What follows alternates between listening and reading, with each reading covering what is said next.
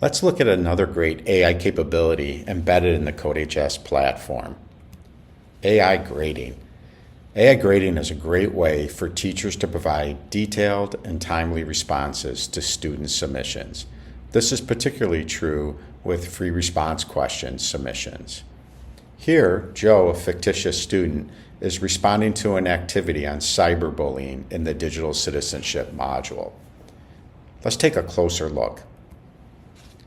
In this sample FRQ, two students in Joe's class put out an inappropriate ranking of students from most attractive to least attractive. It gets forwarded and shared across social media, and Joe and the other students in class are asked to respond to this situation and detail what they think is an appropriate response.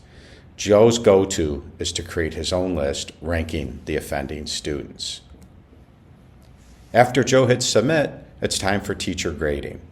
And the teacher should look for the blue Suggest Grade button with the AI wand. And this will appear in the Fast Grade area as well as the grade book.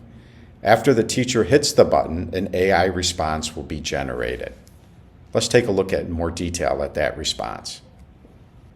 The generated AI responses are generally very detailed, nuanced, and on point. Here, the AI tool tells Joe that his actions could be harmful and counterproductive, and to please revisit the assignment and try to identify responses that would be more constructive. The teacher can edit this AI response or finalize the grade or send it back to Joe for needing more work.